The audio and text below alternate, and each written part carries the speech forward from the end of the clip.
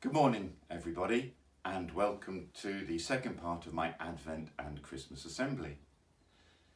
If you remember last time, I was talking about my Advent calendar and how I'd opened a couple of the doors. I'd started with number 1, which had this reindeer in it, and I said how the reindeer reminded us of Rudolph the Red-Nosed Reindeer and how Father Christmas brought love into his life. So the reindeer reminded us of love. I talked about this chocolate snowball and how the brightness of the snow reminded us of light. And I talked about this red chocolate sweet and how that reminded us of a Christmas tree decoration.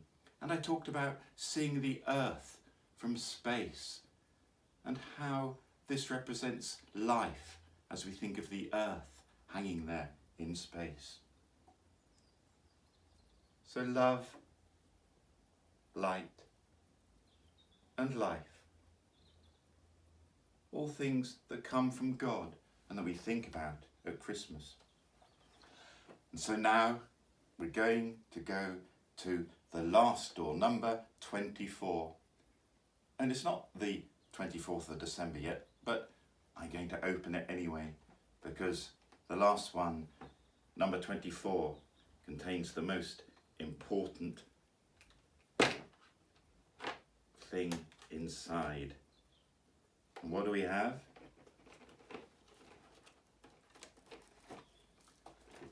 Father Christmas. You know, in my day, when I had an Advent calendar as a child, we didn't have chocolates inside, and actually we wouldn't have had a Father Christmas and his reindeer as a picture. We'd have had a picture more like this, and this is a crib that was given to me on my first Christmas when I was a baby. And 24 wouldn't have had Father Christmas in, and certainly not a chocolate Father Christmas. There'd have just been a picture of baby Jesus in a manger. But actually, this chocolate Father Christmas contains the heart of the Christmas message as well. We call him Father Christmas. Sometimes he's called Santa Claus.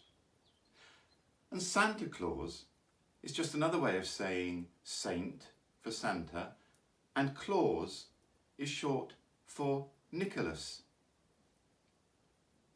Santa Claus means Saint Nicholas. And I've got another picture of Saint Nicholas here, and perhaps you can see a little bit of likeness. This is a special picture that somebody gave to me. It's called an icon. And actually on the back they've written Nicholas prays for Nicholas. I rather like that. They gave it to me because I have the same name as St. Nicholas. And St. Nicholas was a follower of Jesus, and he was remembered for his kind deeds that he did for people, not just in terms of giving them presents, but in all sorts of ways that he showed them God's love. And on the back of this picture that was given to me, there's also a little prayer, and I'm going to read it to you now. Loving God, we thank you for the example of St. Nicholas, who fed the hungry, brought hope to the sad, comfort to those in need, and light to those in darkness. May we be like him in all that we do, and serve you through loving all those who are around us. Amen. So St. Nicholas, in his way, brought love and light and life into the world. Now that's a very special thing to remember this Christmas, that each of us, in our way, can do the same.